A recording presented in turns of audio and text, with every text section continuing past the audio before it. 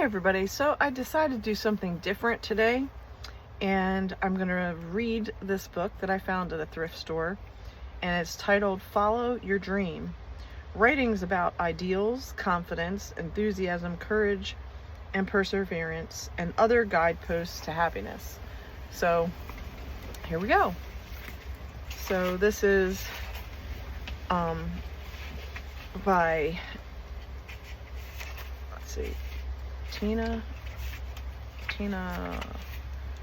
Hacker. Okay, so the first one is The Surest Guides. Ideals are like stars. You will not succeed in touching them with your hands, but like the seafaring man on the desert of waters, you choose them as your guides, and following them, you reach your destiny. Author unknown. A Better Life. All human recorded history is about 5,000 years old. How many, again, this was written in the 70s, so we're at 6,000. How many people in all that time have made an overwhelming difference? 20? 30? Most of us spend our lives trying to achieve some things, but we're not going to make an overwhelming difference. We can do the best we can. That's enough. The problem with history is that it's written by college professors about great men. That's not what history is. History's a lot of little people getting together and deciding they want a better life for themselves and their kids. Bill Talcott. How to find adventure. Jacqueline Cochran's life has certainly been an exciting one. Besides being a prosperous businesswoman, she was the first woman to fly a jet faster than the speed of sound and the first woman to make a blind landing. Her formula for success: ambition and honesty blended with faith. I have found that it is easy to reach for the moon as it is to reach for the top of the fence that hems you in, if one mixes ambition and imagination. Of course, the mixture must contain a base of honesty, and the whole must be blended with faith. I became the first woman to pass the sonic barrier and to exceed the speed of sound. That meant a climb to an altitude of nearly 50,000 feet. Up there, even by day, the sky is dark blue, and the stars can be seen. Earthbound friends are left behind. Flying through the sound barrier is like flying inside an explosion. In the dive, the plane creates a shock wave, and when it pulls out of the dive, the shock wave speeds straight down towards Earth and strikes the Earth with 2 whip-crack explosions. In my first dive, these explosions were heard on the flight line, but were not recorded in the observation tower. I was heartsick. That same day, however, I went back up again and repeated the dive so they could be recorded properly. 2 weeks later, I did it again. I have found adventure in flying, in world travel, in business, and even close at hand. There can be adventure in such a simple pastime as my helping the wild quail on our ranch lose their fear and come trustfully close to me. Adventure is a state of mind and spirit. It comes through faith, for with complete faith, there is no fear of what faces one in life or death.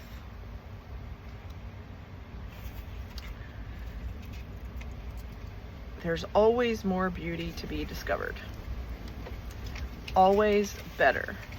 Eve Queller, pianist and conductor, shares her views about the value of music. But indeed, this philosophy can be applied to any endeavor a person believes in. There's always something new to be found in the music. There's always more beauty to be discovered. There's no time when you can say, well, this is it. You can't recreate a performance. The next one will be different. That one is over, but the next one will always be better. It must be. Life's little tests. We don't need the courage to face life's big tests. What we need is courage to meet life's little tests.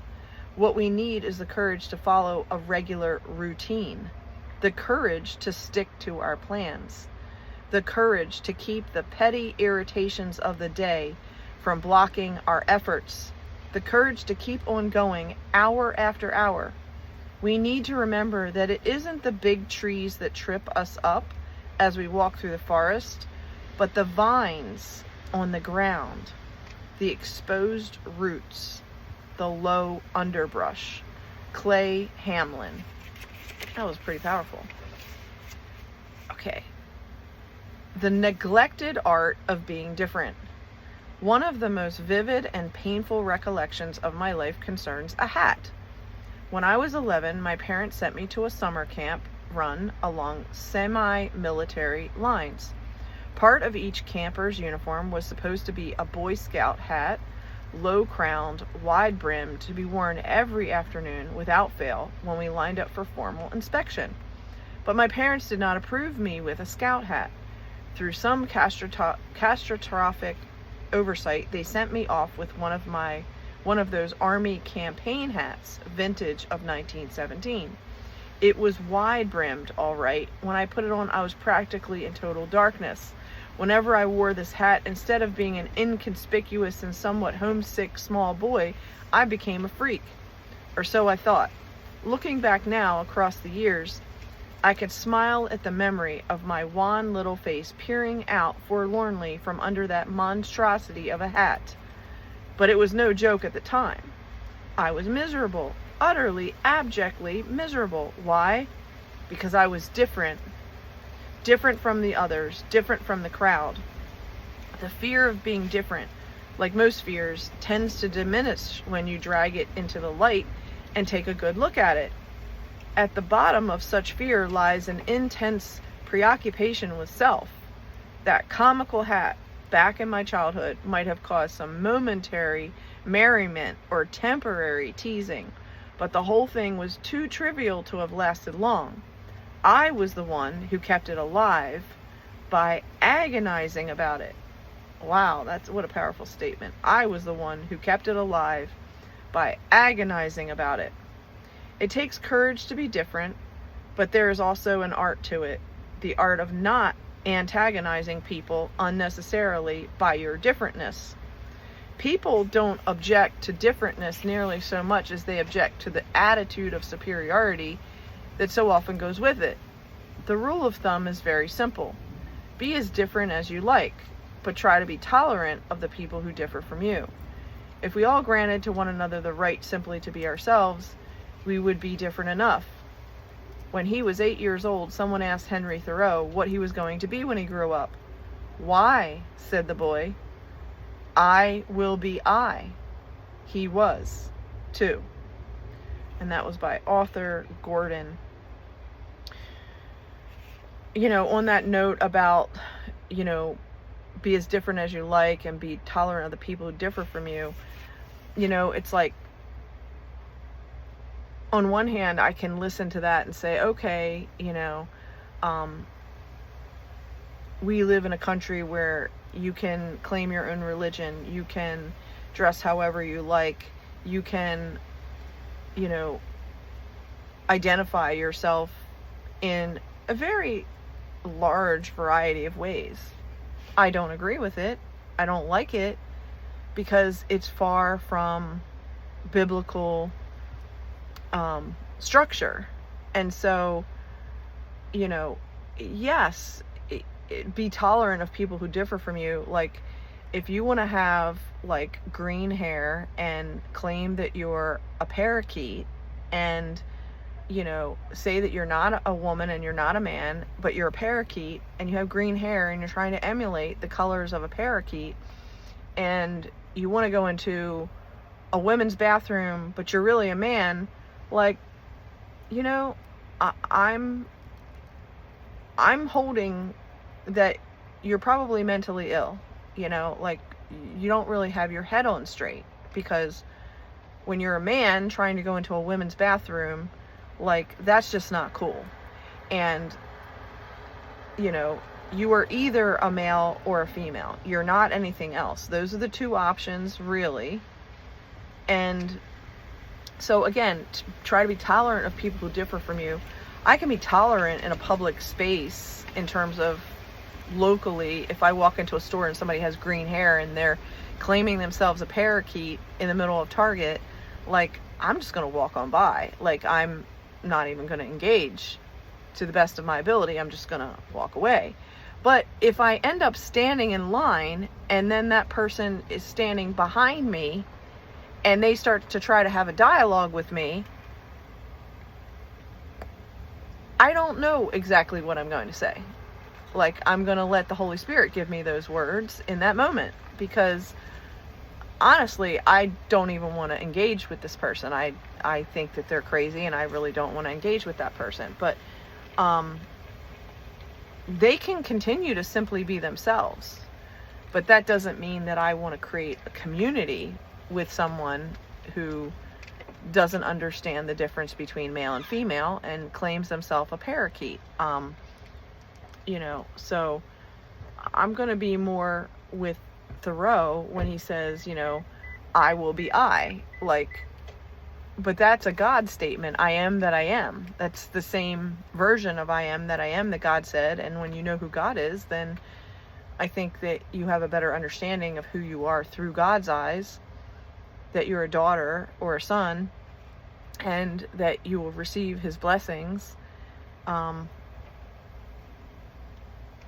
that idea of like just, allowing whatever to be whatever, like, I don't agree with that either, because then you can have total chaos and mayhem, because people that are not clearly in their right mind are trying to rule other people who are in their right mind, so that people that are in their right mind will call other people that are not in their right mind a label that isn't even true. So there is that. Dream your dreams, then blueprint your dreams, and finally contract with yourself to construct them stone by stone. But while you are dreaming, dream big. Guilford Dudley Jr. Now, dreaming, I am all about the dreaming. And, the fact that you have to construct them, you have to design them in your mind, you have to construct them with your hands. And when you're dreaming, you might as well dream big, because you can have what you want. And the tangible part of putting it together, that is part of, quote, living the dream, right? Okay, playwright and author Robert E. Lee offers some words of wisdom for the aspiring writer, but his advice is really universal and can be applied to almost any career, any goal. Here, Mr. Lee tells why he thinks everything is easy. When the old rabbi of Minsk was dying, thousands of people lined up outside his house to learn what would be the last words of this great and wise man. The doctor leaned over the bed and asked, "Rabbi, is there one last word of wisdom that you want to give the people of Minsk?" The old man nodded, and very weakly he said, "Life is an empty rain barrel." Rapidly, the word sent down the line to the people outside, and the rabbi says, "Life is an empty rain barrel." A little man at the end of the line heard this, and he said, "Wait a minute, what does he mean, life is an empty rain barrel?" So the word started to go back along the line, what does he mean, life is an empty rain barrel? Finally, the doctor leaned over the bed again and said, "Rabbi, we're sorry to bother you while you're dying, but what do you mean, life is an empty rain barrel?" Long pause. Then the rabbi said, "So, life is not an empty rain barrel." There are two morals to this story. In most wisdom, the reverse is also true. You have been taught that writing is hard. I tell you that writing is so hard that you will probably never write anything unless you think of it as easy. Secondly, I think the old rabbi was right the first time. I don't mean to drench you with hydraulic metaphors, but for a writer, life is an empty rain barrel, because you can't catch any rain in a full rain barrel. It is a permeating principle in Hindu theology that a man must empty himself before he can fill himself. Writing, art, the entire creative process is something which comes from somewhere outside of the person of the artist. You are a vessel, as Paul says, an earthen vessel, a fragile vehicle through which a precious essence is poured. And if you resist, tense up, worry, doubt, fear, and crush your script with apprehension over the difficulty of what you're trying to do, you constrict the flow and nothing happens. You can't water the roses if you're standing on the hose.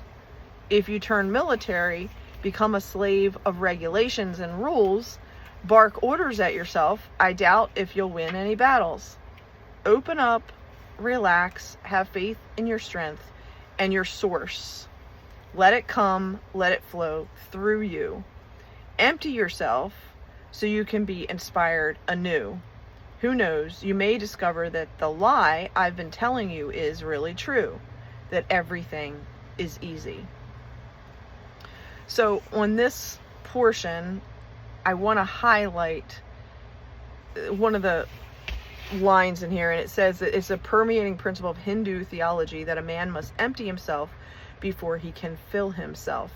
And being that, you know, in the yoga world, and I studied in the yoga world, this idea that you have to empty yourself before you can fill yourself.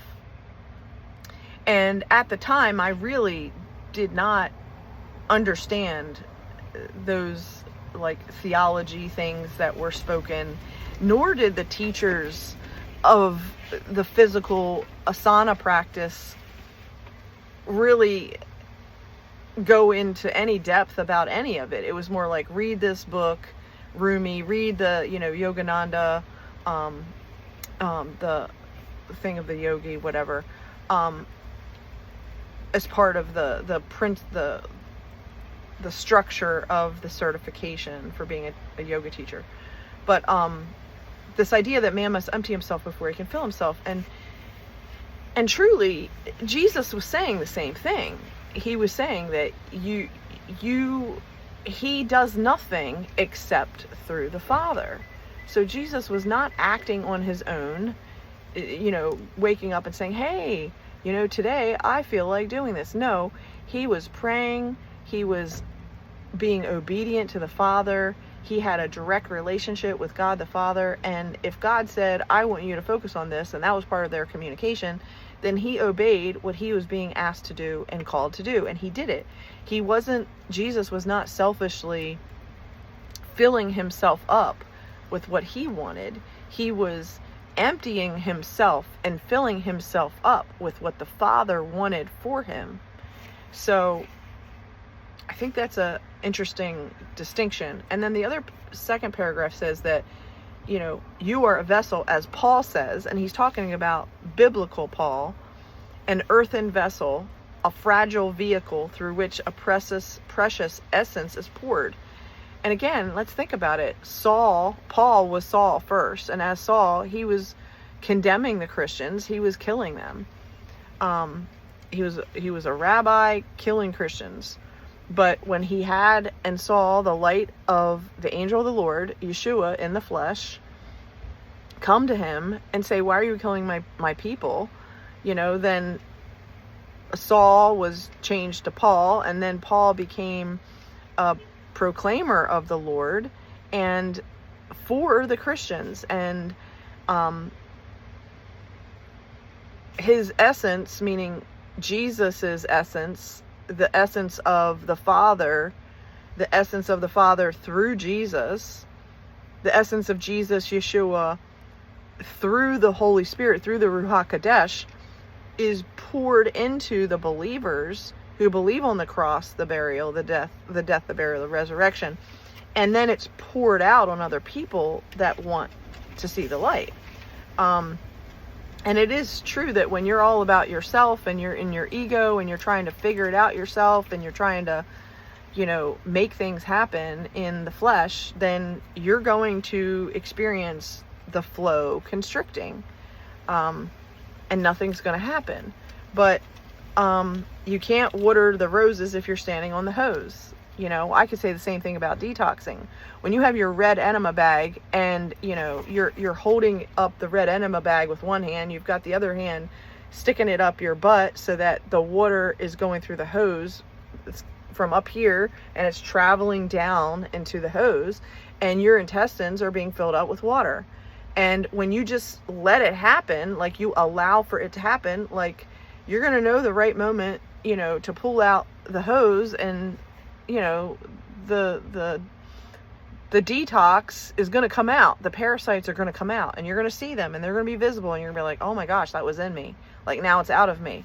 But if you're like all worried and, you're not paying attention, and, you're holding the enema bag, but you're like clamping with your other hand on the hose, and you're wondering why no water is getting into your butt and into your intestines, it's because your hand is clamping the hose. You've got to be, you got to have hands off. You've got to literally be in a state like, like the Aaron, like the hands of Aaron, like you're praising God, Adonai, you're praising Jehovah, and you're in a state of like, Lord, I'm doing this cleanse right now. I your will be done, and I'm holding the bag. The thing is in my butt.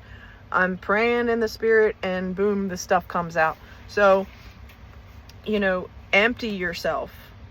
When you're filled up with your own crap and your own desires and excess, when you're overweight, you need to empty yourself so that you can be inspired anew. And guess what? When you get all that junk out of your colon that's been holding you back, and you go through several different pant sizes, and you go from like being a 3X, a 2X, a 1X, an extra large, a large, you're a medium and a small, and you're back to being a medium and a small after being a 3X. I mean, that's a huge, huge jump from all those clothes sizes. And it's from detoxing. It's from, hands up to the Father. Father, you know best. Like, you show me what health is. You detox me. You show me what I need to do. And I'm going to be obedient. I'm going to listen. And I'm being emptied. And it says, you may discover that the lie I've been telling you is really true, that everything is easy. When we take our hands off and we let God lead, and we listen to the Comforter, the Ruach HaKodesh, the Holy Spirit, leading us in that moment because we believe on Jesus, and that Holy Spirit we have a personal relationship with, then we're going to hear that call that says, hey, go buy this product. This product is going to work for you. And we're going to be like, okay, let me order that product right now. Like, there's a reason why we're led to certain people, places, and things. And who would have thought, I'm going to get the bottle, like, who would have thought that, this little bottle can make such a difference? I mean, I open it up, and it's called the Purge formula, and it has wormwood, black walnut, and cloves in it. Okay. And so I get the dropper full like this.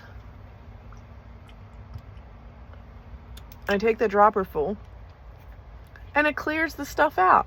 I mean, how simple is that? Is that hard? No, it's pretty easy. When I'm holding the red enema bag and I've got, the hose in my butt, and it's filling up with water, it's cleansing out my colon and my intestines. And then all of a sudden it comes out. Like, I don't have to strain. I'm not sitting on the toilet, like grunting. Like, there is none of that. It's easy. Just you're holding the enema bag, it's coming out. If you do a colonic, that's even easier. But you got to have the cash to do a professional colonic. And in today's world, they're pretty expensive. But you can do the red enema bag at home, and it's so easy. And once that stuff is cleared out and you're emptied of the things that were tormenting you, and and your stomach is flatter, and your pants are loose, and you have to go buy a new wardrobe and new clothes because your clothes don't fit, like, there's beauty in that. Like, everything is easy. And yes, that can be applied to writing as well, that when we're in our head and we're like, I don't know what I should do, I don't know what, just get out of your head and just start journaling and let it flow. Okay, something of our own. Lola Redford, co-founder of CAN, Consumer Action Now, talks about the importance of relying on one's own self and having one's own identity. For her, as for most people, this is the feat that is never simple. Although I don't get paid working with CAN, whatever we make on lectures goes back into the organization. I do like the idea of earning my own money. When I think of the book we're doing, I think how nice it would be if we made money on it and each of the women could have some money of her own. There's a sense of pride in earning your own way. It's been a long time since I've done that, although it's not necessary for the upkeep of my household. There's something freeing psychologically about it. You know that if anything happens, you can take care of yourself.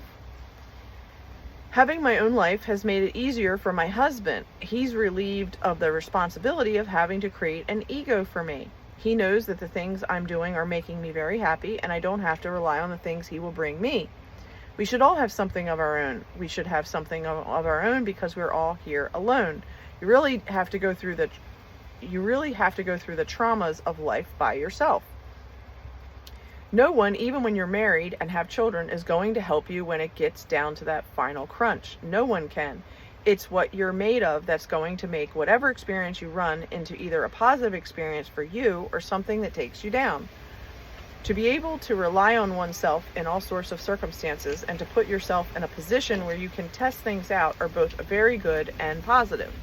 So let me highlight some of the points in this sharing. And again, I'm reading this for the first time. Like I picked up this book off the shelf. I'm reading it for literally the first time right now on camera. So I'm going to say that as a woman who grew up in a family where my father appeared, and I use that word and I'm choosing it carefully, my father appeared to be a good earthly father. He appeared to have a job. He appeared to take care of the family. And for many, many years, I thought that's what was happening. I thought, I really looked up to my dad, and I really saw him as, I want to be like my dad. He's so smart. He's a great speaker. He's a great writer. Like I looked to the positive things that I saw my dad emulate. But the reality is, without my mother, nothing in my experience would have worked without my mom. She was the glue that held everything together. She was the hard worker. She was the one she was preparing the food, making the food from scratch. She was making our clothes, sewing our clothes. She was showing up at all of the school activities and events as, the mother, the face to our family. She was, having her own independent job, independent from my dad's quote earning. And my mom was a saver. She saved money and bagged lunches and, made things stretch.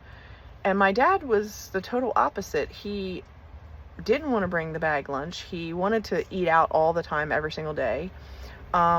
He was a talker, but not necessarily a doer.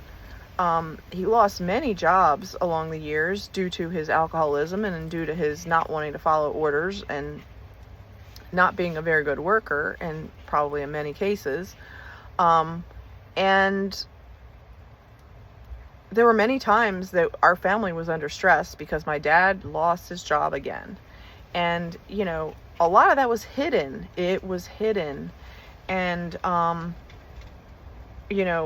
you really have to go through the traumas of life by yourself. And that's true.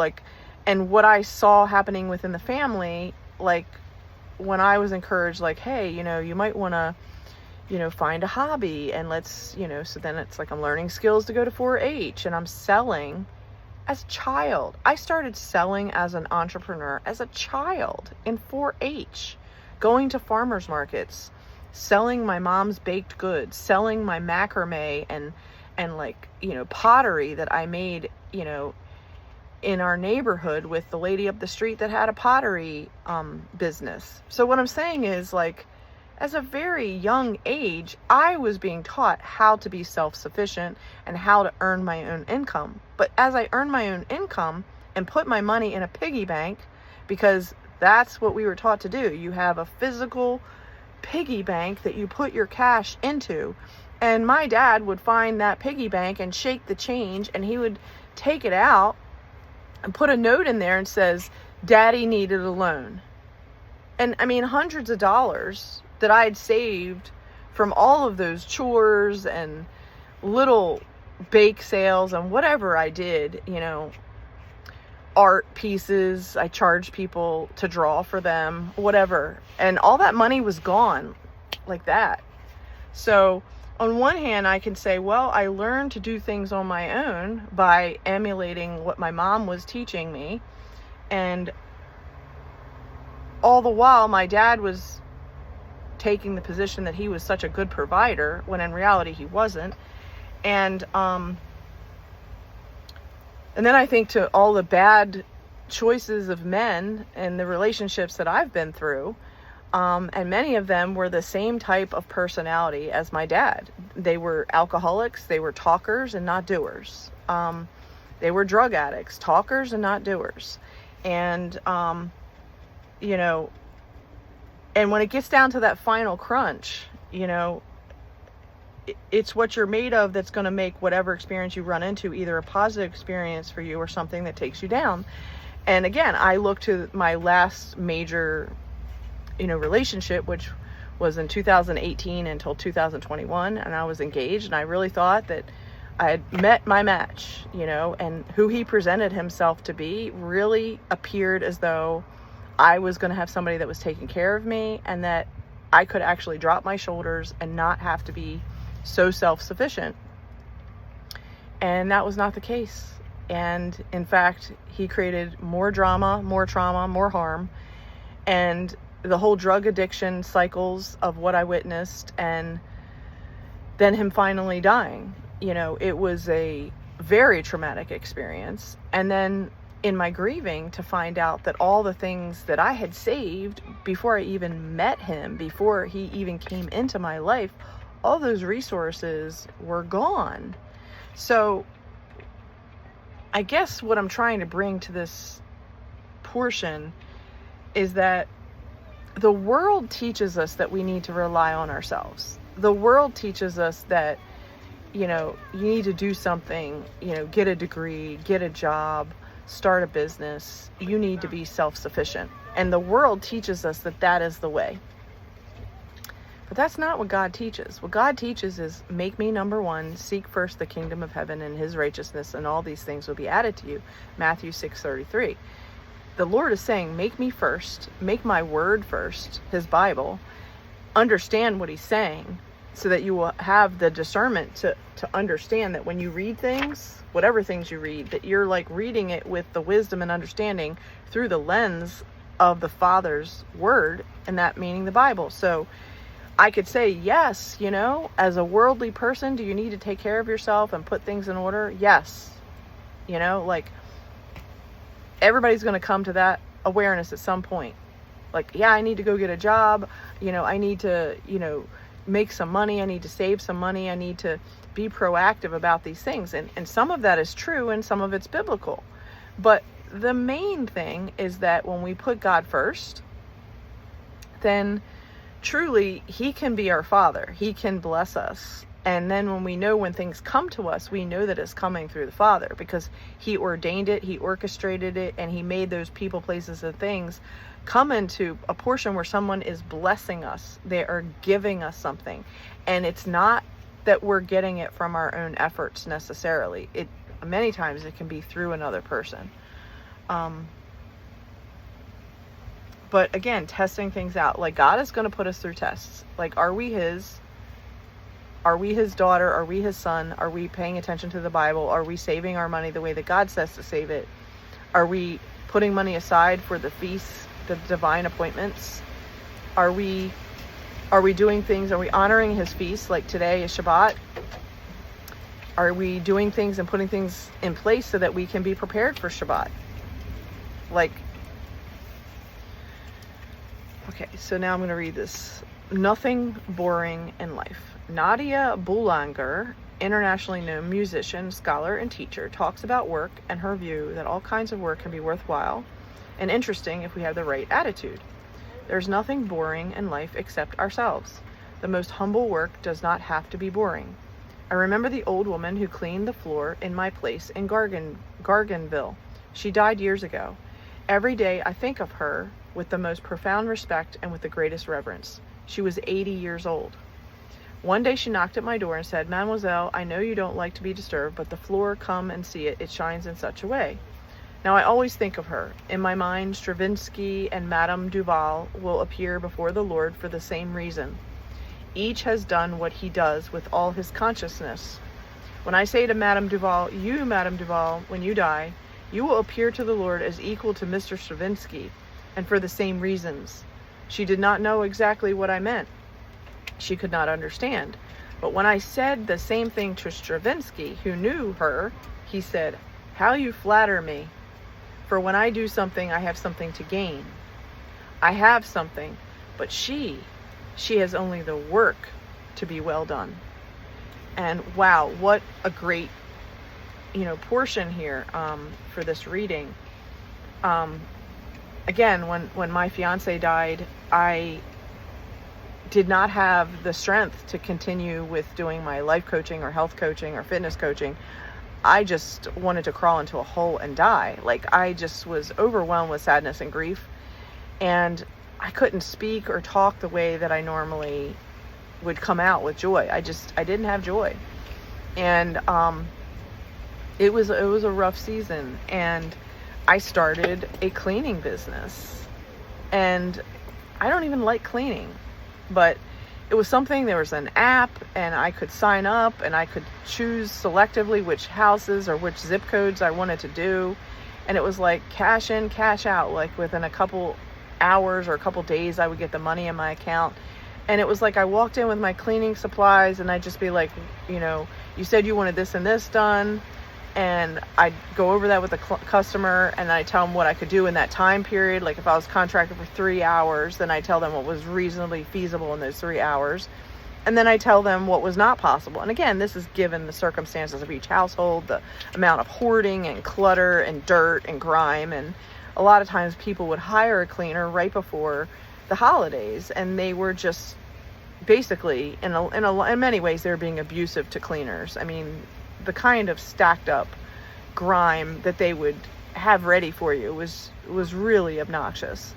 But the point is, you came in and you were humbling yourself. I mean, just the act of doing cleaning is a humbling act. And you're cleaning people's toilets, you're cleaning people's kitchens, and they're disgusting. And so I would listen to scripture, and I would either have headphones on or I'd play it through my iPhone, and I'd be listening and worshiping God while I'm cleaning a toilet. And there's something about what happened to me and what transformed me. I'm not going to say that I enjoy washing toilets. I really don't. But something happened to me that I was able to do it, and I was able to complete it, and I was able to get paid. And even though it's something I really don't enjoy, like, I felt a sense of accomplishment at the end of those days. And believe me, it was grueling labor. It was labor intensive. But I did get out of that business when I got some spunk or funk or something in my eye from cleaning somebody's bathroom. And from then on, I was like, you know what, this is not for me. So, okay, knowledge. Knowledge is power. Rather, knowledge is happiness, because to have knowledge, broad, deep knowledge, is to know true ends from false, and lofty things from low. To know the things and deeds that have marked man's progress is to feel the great heartthrobs of humanity through the centuries. And if one does not feel in those pulsations a heavenward striving, one must indeed be deaf to the harmonies of life. And that's by Helen Keller. What a powerful statement there. It is through our trauma, it is through adversity, it is through heartbreak that we can see the difference between what is true and what is false. And when you're reading the Bible and you're reading through the filter of God's eyes, you can discern the difference between this person is wicked and this person is righteous. This person really speaks the truth, and this person is a liar, right?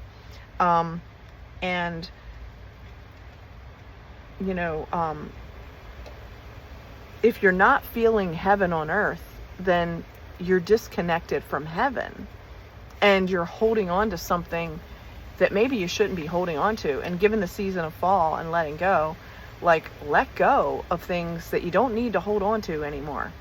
When I speak now about the seasons that I've already gone through, like, I'm on the other side of it now talking to you about it. But in the time when I was in the midst of those throes and traumas, I couldn't even really talk about it. I mean, like, I did, but I was more in a complaining state because I didn't even understand it. I was in it when I was in it. And now, years later, it's like I have a different, perception, because my filter is through God's eyes now.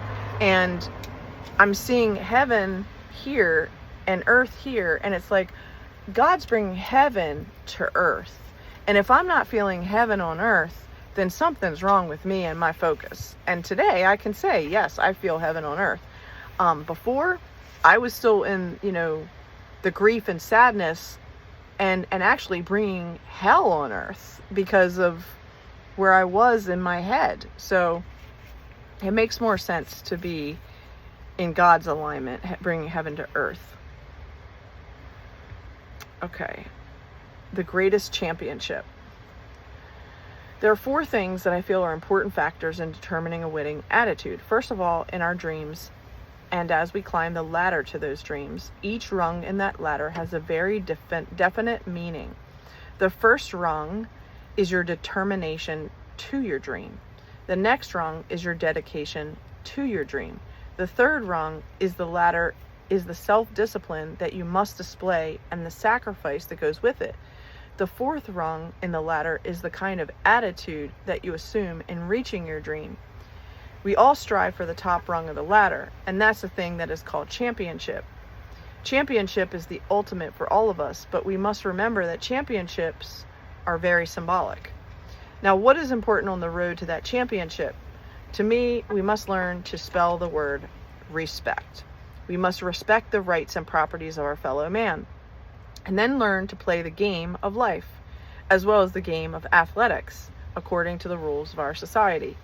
If you can take that and put it into practice in the community in which you live, then to me, you have won the greatest championship that any person can ever win, because these are the things that will never gather dust, and these are the things that will never become tarnished, and these are the things that will live with you as long as you live on the face of God's earth. Jesse Owens. Again, beautiful, powerful, and I love the image of the ladder and the fact that I actually had a dream that I can remember parts of that dream that I had last night. And it is true that, like, are we willing to go for our dream? Like, there is a ladder because we have to elevate, and there are stages that we have to go through. And, the whole core thing is about self-discipline. Like, are we going to be aligned with who God the Father is, like Matthew 6:33? And if we are, then each time we go to the next rung of that ladder, like, we're being leveled up, we're being more matured, we're being shown new things, we're being brought into greater depths and understanding and wisdom through the Bible and through the lens of who God is. And championship, like, we all want to put our flag at the top of the mountain and be like, hey, I have victory, right?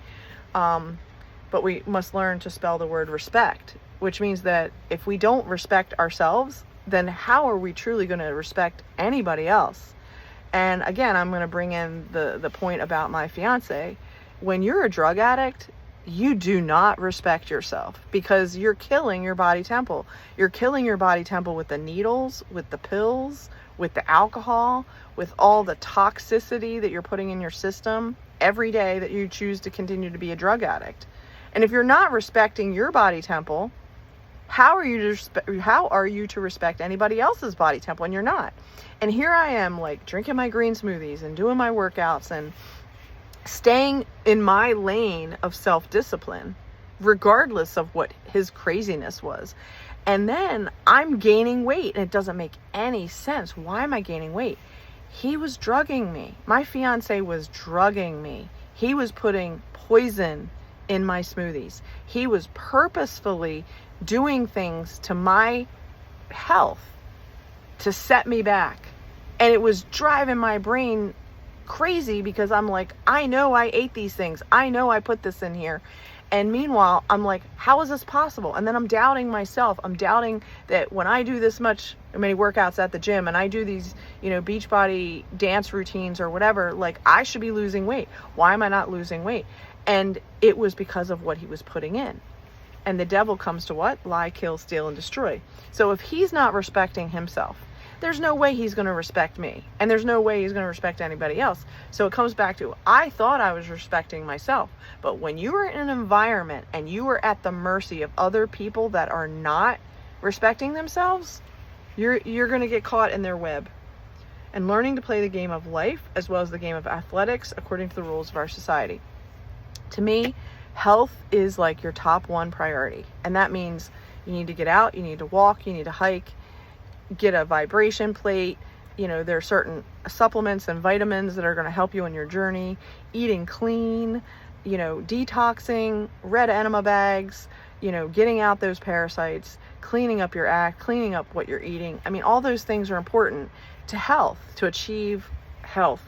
And it's like I'm on that road, like I'm on the straight and narrow of respecting me, respecting my body temple, and choosing things that are going to help me get there. It doesn't mean I don't ever make a bad decision. Like the other night, I ordered pizza, okay? But it was cauliflower pizza. It was a better made pizza than a quote normal pizza, okay? So what I'm getting at is we make choices and there are consequences all the time to the choices that we make. But we're winning when where does it say? And these are the things that will live with you as long as you live on the face of God's earth. So again, God has got to be number one. We've got to put him in that primary spot, because when we put him in that primary spot as Father, and then we receive the friendship and love of the Son through the death, burial, and resurrection, and then we receive the Holy Spirit as our guide and comforter, like we're going to be led into the right decisions because we're listening, okay? Anchors or stepping stones. Mistakes can be anchors that drag you down, or stepping stones to greater levels of achievement. Unless you take the proper attitude towards mistakes, however, you are doomed to lose much of the pleasure from your work. No matter how successful you may appear to be on the outside, real and lasting satisfaction comes only from inside of you. The most important point of all to remember about mistakes is this: no error becomes a mistake until you refuse to correct it. O.A. Bautista. So again, powerful, great points here. It is about our attitude. And I will say, my dad had stamped on his refrigerator, the thing about, our attitude is more important than this and that. And it's a big, long paragraph. I don't remember all of it, but I remember he had that as like his focal point, that when he started his day, he had that visibly, on his refrigerator, and he would read it out loud, and he would set the tone of starting his day. So having a positive attitude and proper attitude is very important in order to live your life. And I think that it's easier when our attitude is formed by who God is. Again, I'm bringing in the Bible. Like when you understand who God is and what he deems as a proper attitude, having him in the first spot, I think that's even more important than just having a positive mental attitude. But having a positive mental attitude can be helpful. But what's inside is who we choose to live on the inside of our heart. When we choose to have God the Father, Jesus the Son, and the Holy Spirit live in our heart to guide us, comfort us, lead us into the ways of the Bible, the basic instructions before leaving earth, then I'm going to be more satisfied on the inside because I'm allowing God to live on the inside of me. And then no error becomes a mistake until you refuse to correct it. When we look at a bullseye, right, and we're trying to get to the center of that bullseye, and we're shooting our dart, we want to hit that mark, and we want to hit the very center, the bullseye of that dart thing. And we're playing the game, we're throwing our darts at it, and one's over here and one's over there, and one's close to the center, and then bam, when we hit that right on, it's like, it's a one day at a time process. So when I get up and I'm like, okay, I'm going to do my bathroom situation and I'm going to detox. I did that. Check it off. I did my red enema bag. I detoxed. I cleared all that crap that was inside of me, and it's now out of me. Okay. I had my coffee, a small portion. I took my probiotics, right? Check. So all these things are like, are there deposits that I'm making into my health. Okay. You know, I went out and kept my word. I kept my commitment, and I met somebody at a certain time to pick up a certain thing that I was buying. So I bought my bread for Shabbat. I kept my word to somebody, and I have this beautiful bread for tonight's Shabbat. Okay. Then I was like, I'm going on the trail. I'm going to have my walk. And I went on the trail, and I can check off that I was on the trail, I did my walking, and I made some videos while on the trail. So again, it's the having the quiet, private time with God. That was checked off. Reading my Bible before I left the house. I mean, when I was at the house, and then when I got on the trail, I read another portion of the Bible, a different version. So again, it's like the recommitment to all these things that I said I was going to do. All those things are putting into my health and into my spirit so that I can come out feeling good. Okay. No error becomes a mistake until you refuse to correct it.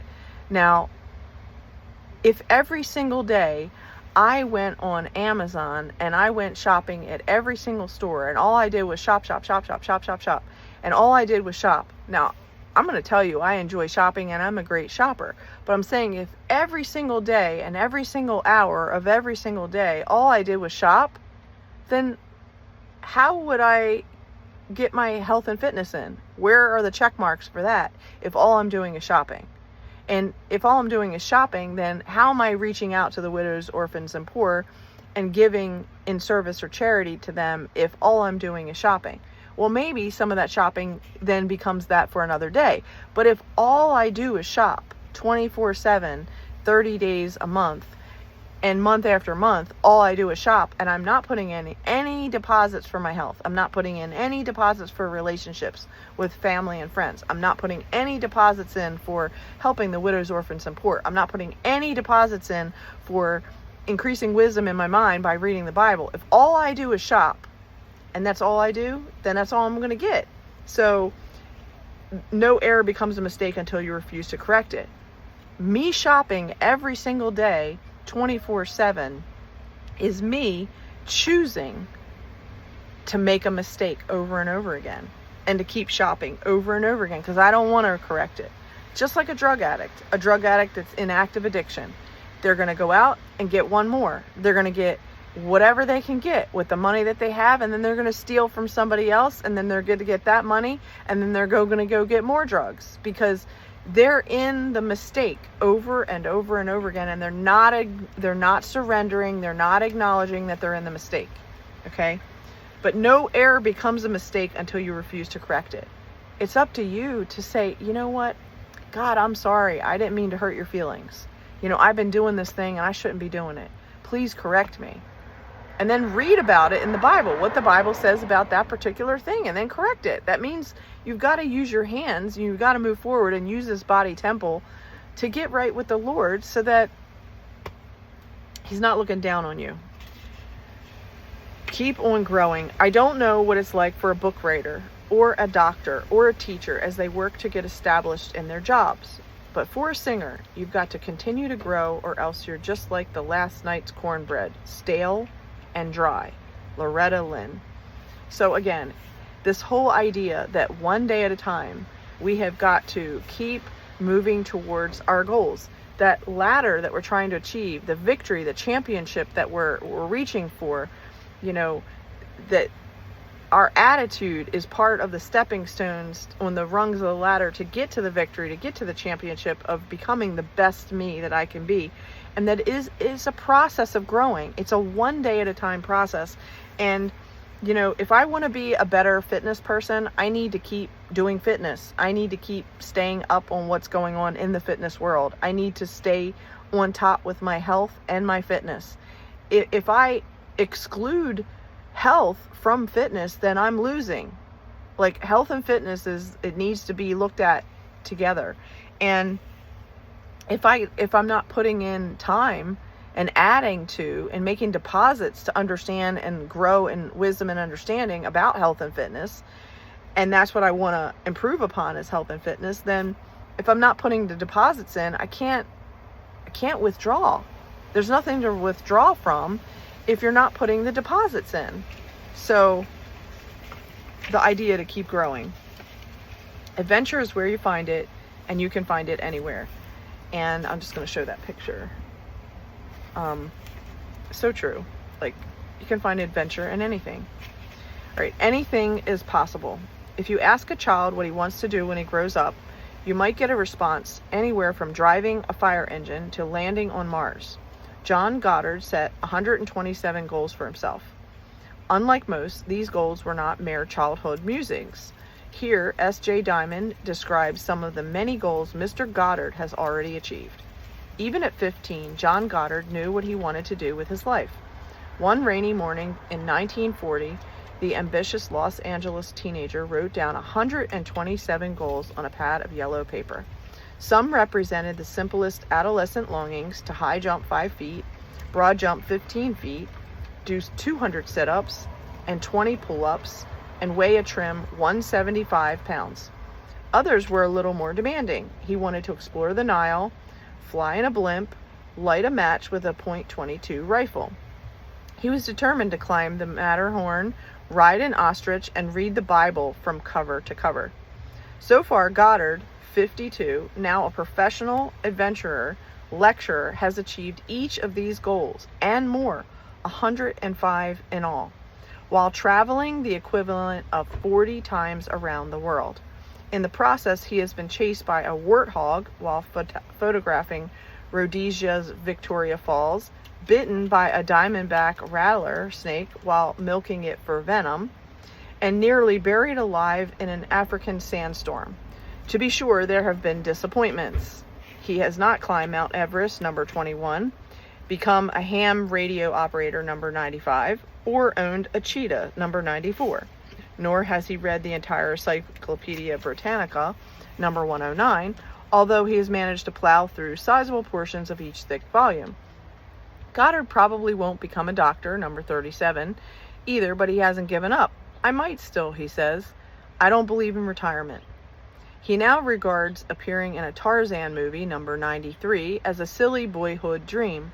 Getting to the moon, number 125, seems improbable, and Goddard will realize his final goal to see the 21st century only if he lives to be 75. For Goddard, living as long as he has seems a miracle, considering adventures like his kayak and canoe voyage down Congo River 20 years ago. It took 6 weeks to travel the first 450 miles and 127 rapids. During one watery spill, his partner Jack Yowell drowned. We had made a pact, Goddard recalls, that if one of us was killed, the other would finish. Exploring the Nile back in 1950 wasn't much easier. Goddard and 2 French companions spent 13 months navigating the great river's 4,187 miles. Goddard continues to work his way through the list. In the next few months, he expects to learn to play polo, number 122, and visit Easter Island, number 57. Life should be a series of adventures. Goddard declares in words that have the ring of another simpler era. Boredom is responsible for a great deal of our juvenile and adult delinquency. Boredom. People should reach for their potential. Adventure is where you find it, and you can find it anywhere. Wow. Very powerful. And, you know, there's a saying that I read back in the, I guess you would say was the 80s, and it was, if you think it, ink it. And when you ink it, you know, it's like your dreams become real when you write them down and you discipline yourself and you agree that you're going to do them. And then that also means, like, you have to, like, put yourself in uncomfortable situations and sometimes scary situations to meet people that are going to level you up so that you get to that next adventure, or you get to that next line on your, you know, your to-do list. Like, you have to be willing to fail. You have to be willing to be made look like a fool. You have to be willing to get up and keep going, even when your partner dies, even when you've had life circumstances that have tried to push you down, car accidents, detours, etc. But boredom is responsible for a great deal of our juvenile and adult delinquency. What a great phrase. People should reach for their potential, and adventure is where you find it, and you can find it anywhere. So that should be encouragement to all of us that, adventure is everywhere. The fun shouldn't stop. Here, actor Telly Savalas tells how his mother's opinions have shaped his attitudes towards success. Telly is having fun now and doesn't plan to stop even if his success dies down. Get on with it, Telly, his mother says. Stop taking the bows and listening to the applause. Get off that merry-go-round and get on to something more important. Well, if you get caught up in success and I'm having fun with it, living every day to the fullest. But that great lady also gave me the awareness that one day the applause will stop. And you can rest assured that I'm prepared for that as well. And when all dies down and I'm no longer a sex symbol, if that's what I am, when they've got some new stiff up there, then Telly's going to have to be having fun in another area. My dad was a man of loving fun, and he always said, have fun, have fun. That was his motto.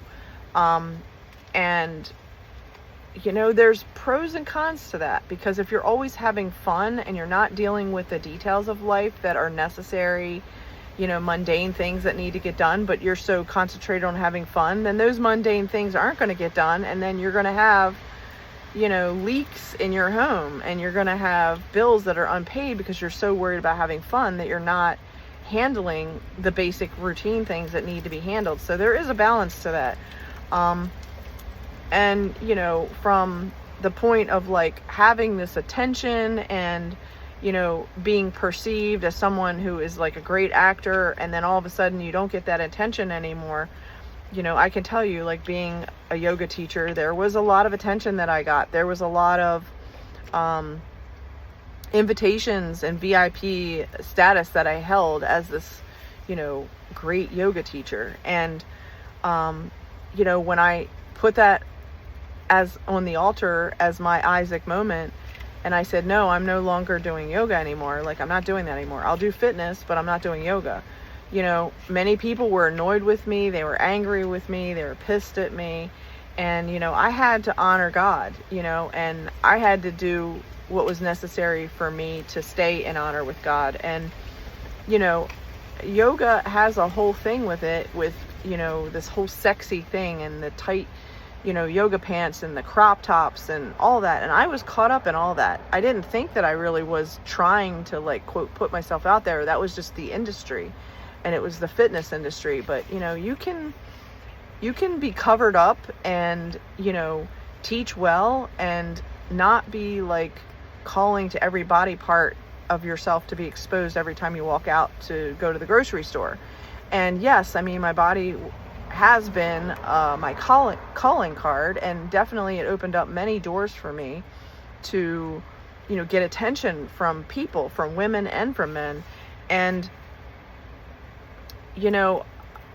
then I have to be having fun in another area of my life as the times change. And for me, reading the Bible is fun. For me, going on a hike is fun. And that is way more fun than, leading people down a road that they don't even understand. Hoping that they did, but they didn't. A special privilege. Rudyard Kipling is well known for his wise words of advice to mankind. Here, Arthur Gordon relates some of that advice from a conversation he had with Kipling. The individual has always had to struggle to keep from being overwhelmed by the tribe. To be your own man is a hard business. If you try it, you'll be lonely often and sometimes frightened, but no price is too high to pay for the privilege of owning yourself. So, yes, there is this balance again. To be your own man is a hard business, and that is truly true. Sometimes you are lonely, and lonely not in a bad way, but choosing to want to be alone because you want to be alone.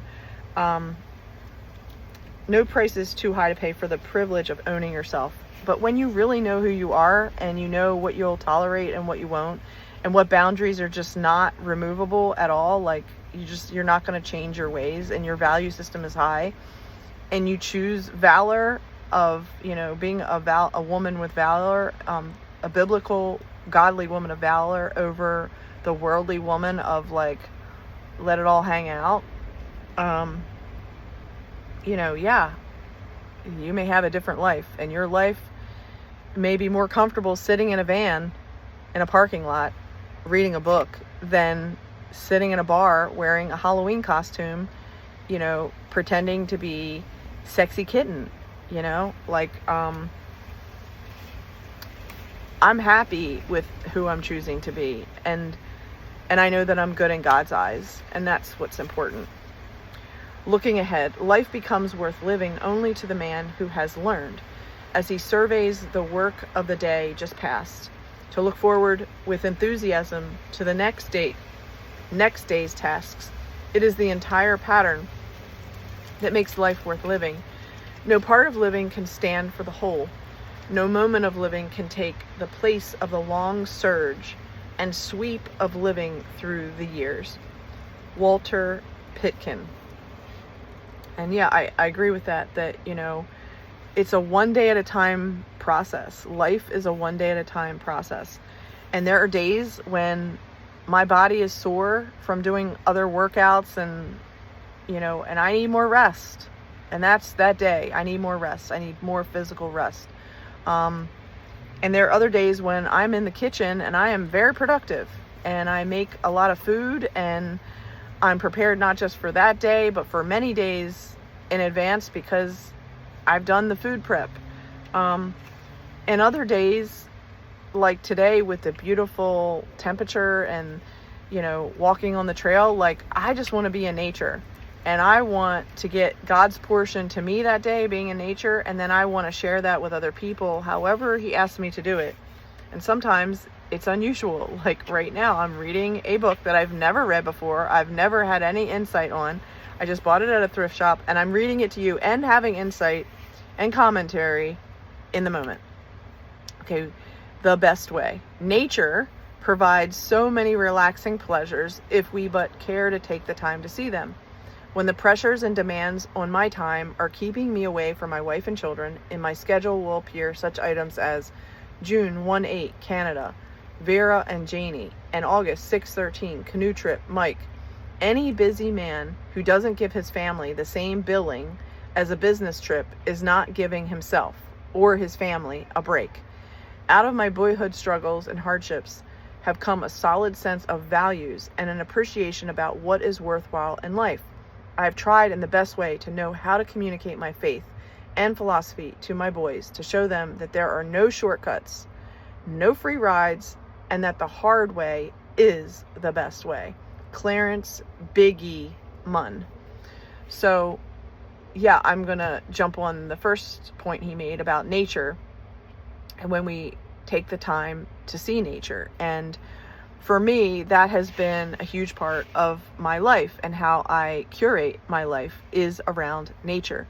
And that has been, as a child, I was always drawn to the woods, to go to the streams, to, you know, go to the beach, to go to the mountains. Like that was something that as a child I really appreciated when we went, and I always wanted to make it a part of my life as I became an adult, and I did.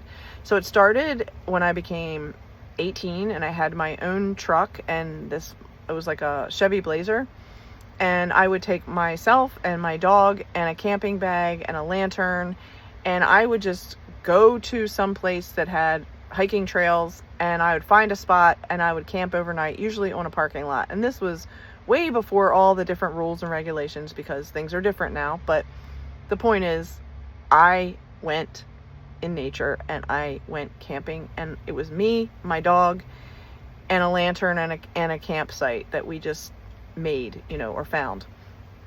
And in those days of walking those trails with my dog, experiencing the trails with my dog, there was this sense of like, God is present. I have a physical companion with me, the dog. I was able to go to different places that I would have been scared to go, because as a young teenager, as a woman, I was apprehensive, but that dog gave me that extra security at that time. And I felt fearless because I had a Doberman, and that Doberman, man, she was for me. And when she sensed somebody was off, there was no way anybody was getting close to me. She was very protective. So what I'm getting at is, when I have put on my calendar the necessity, when I was busy, like having a corporate job, I would highlight trips on my calendar, and I would be like, this weekend I'm going away, I'm going to go to the beach. This weekend I'm going away, I'm going to the woods. This weekend I'm going away, I'm going to do like thrift shopping. This weekend I'm going away and I'm doing art museums. So I put it on my calendar as a teenager, as an adult, and that has been part of my life path and part of my life journey, and what I put as value and important to me. And just this past week, like, I had really been feeling like I need to go on another trip. And sometimes with all the daily things that I'm doing with my businesses and trying to sell things, and they're physically at one location right now, and I'm trying to liquidate those things. So part of my van life trips are dictated upon how much I'm selling through my business. So sometimes I need to be close to my home base so that I'm selling those things, but then I need to, again, get off of that grinding wheel, the hamster wheel, and be like, hey, I need to get away. I need to get back to nature. I need to take a longer trip than just a walk in the woods on my normal trail. I need to take, get in the van and drive a further distance. And so I went to Assateague, the campsite. I had a campsite and met up with other women in the butterfly tribe, and it was amazing. It was beautiful. And it was just something that was needed. It just resets your soul to have that quiet time with God, to be on the beach, to get that extra exercise in. It's just so easy for me to do a lot of walking when you're on the beach. That just makes it easy for me. It's like timeless to me. And I'm like, wow, I walked like 6 miles today. Wow, go figure, So it's easier when you're on a trail or when you're on a beach for me. So including nature in that. And, just knowing that my values are that I need to curate and cultivate that in my calendar so that I have it. And so when I'm feeling off, generally it's because I'm not getting enough nature in my daily life. And so I need to schedule that, and I need to allow myself to do it like I did today, to get out and about. And that there are no shortcuts, there's no free rides, and that the hard way is the best way. And that, is sometimes counterintuitive because, in today's life, even with the iPhones and, the AI and this and that, it's like, this is a faster way to do it. This is an easy way to do it. Like, download our app and, you can have perfect makeup put in with an AI version of yourself. No, thank you.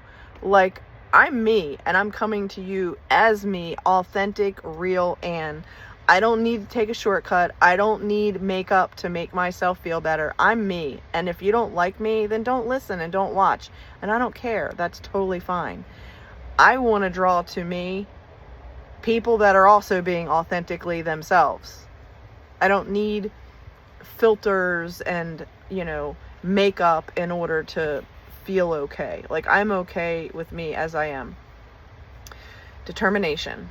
With determination, says Dave Bender, you can conquer the world. And in a way, he has done just that. He started out with only $40 in his pocket and is now the owner of a prosperous factory. Here, Mr. Bender talks about his work and how determination still plays a large role in his life. I like making things. I make the machinery here. I'm not an engineer, but I have an idea and I kind of develop things, and with an air of wonder, they work. All night long, I think about this place. I love my work. It isn't the money. It's just a way of expressing my feeling. I'm making a machine now. I do hope to have it ready in the next couple months. The machine has nothing to do with helping humanity in any size, shape, or form. It's a personal satisfaction for me to see this piece of iron doing some work. It's like a robot working. This is the reward itself for me, nothing else. My ego, that's it. Something last night was bugging me. I took a sleeping pill to get it out of my mind. I was up half the night just bugging and bugging and bugging. I was down here about 6 o'clock in the morning and I said, stop everything. We're making a mistake. I pointed out where the mistake was and they said, we never thought of that. Today we're rebuilding the whole thing. This kind of stuff gets me. Not only was I wrong, but how the devil do you fix it? I felt better. This problem that's over with. There's no problem that can't be solved if you use logic and reason the thing out. I don't care what it is. Good horse sense is what is known as. With that, you can do anything you want. Determination, you can conquer the world. And I have to tell you, this whole portion on determination, again, it makes me think of my dad. He may not have always followed through on what he said, but he did have the sense to pass on to his children and to me that determination is more important than knowledge. And he would tell me that all the time. Good old dad. Determination is more important than knowledge. Get it done. If you can get it done 80%, just do it. You can fine tune and tweak the next 20%, but get the 80% done. And again, I'm going to say this van is an example of all of that at the different stages that it has gone through. Sadly, some of the things that my dad and I did ourselves are now not in the van because of a prior flood that I had, and then having to take out all that wood that was affected by the things that my dad and I had created. But the lessons and the memories of me and dad working side by side in the van are things that no one can take away from me, even if they aren't physically present in my current van layout right now. I have those memories, and I have those memories where there were times when I had a vision of what I wanted, and I was trying to express that to my dad of what I wanted. And he would say, no, look, just do this, get that, hold this here, let me get this first screw in, and then we'll talk about that other thing. And there were times when I was highly disappointed and very frustrated because I felt like dad's not listening, right? But once I got those couple screws in and that thing was stable, and then we looked at it, and then he backed away from it and he went and had a cigarette, because that was part of my dad's routine of, quote, calming him down. He would come back and he'd be like, Ann, you were right. That's crooked and we need to change it. Now, I was saying that while we were in the midst of it, but he didn't want to hear his daughter tell the father what to do. But that is sometimes when the student becomes the teacher. And at that point, I was going, Dad, I understand the basics of what you're saying. And at this point right now, like, we're doing it wrong. But sometimes you need to make the mistake for the person who's leading the project to step away, come back with fresh eyes, and then be like, oh, wow, okay, yeah, you were right. And for a man to say a woman is right, my dad being a little bit of a narcissist and a little bit of a hypocrite when it came to men and women, he was like, Ann, you know, I give you the kudos. You were right on this. Let's fix this. Let's get this right now. And so the point is, I earned my dad's respect. And sometimes it's hard to hold your tongue. It's hard to not say the things you want to say and to just stay in that silence, knowing that the person is wrong, you know. But then there's no problem that can't be solved if you use logic and reason the thing out. I don't care what it is. Good horse sense is what is known as. And with that, you can do anything you want. Determination, you can conquer the world. And my dad taught me a very simple task, and it's the Ben Franklin method. You take a piece of paper, and on one side of the paper, you write down all the positive, and on the other side of the paper, you write down all the negative. And then with logic, with reason, you see how they balance out, and you see how, okay, well, if I do this, then this happens, and if I do that, then that happens. And then finally, you come to a decision. You have to use your mind. You have to use your head, and you have to come to a place of, okay, this is what I'm choosing. This is what I'm deciding. This is what I'm going to do, based on all of these variables, all the positive and all the negative. And that is how my dad taught me how to make decisions. It doesn't mean that I don't ever fail in making bad decisions. I make bad decisions sometimes, but that whole idea of like, just do the 80%, just go in there and do that 80%. And when you're doing that 80%, you're going to fine tune that last 20%, and you're going to figure out what you need to do to resolve the next level of changes that need to be made. But get that 80% in. Okay. So I am going to stop after this portion, and then I'll pick it up again. We're at 1:20 right now, an hour and 20. And I'm going to finish on this portion. The skyline is a promise. If you have traveled but once, you have certainly felt the inexplicable emotion that hits you when the skyline of a city sweeps suddenly before your eyes. As you reach the crest of the hill or round the steep curve, there lies filling the horizon. The striking pinnacles of stone and steel piercing the sky, the dramatic rise and fall of towers to tenements, the mighty steps, some in giant leaps, that climb upward towards dizzying heights, then drop suddenly into deep crevices. Here is beauty, here is power, here is majesty. Here also is a promise of rich reward to those who, as John Massafield said, go forth to seek. Look closely, and you can see the skyline paint upon a brilliant blue canvas vivid pictures of those who dwell within the city, of their high success and low failure, the complacency of the many and the ambition of the few, of the wonderful opportunities offered to all, but given only to those who try. Then remember, as you cross the horizon and enter the city, the decision is yours. You can remain in the shadows of the towering structures, or you can strive to gain the heights. It is really up to you, for certainly the skyline is a promise, not a bound. Guilford Dudley Jr.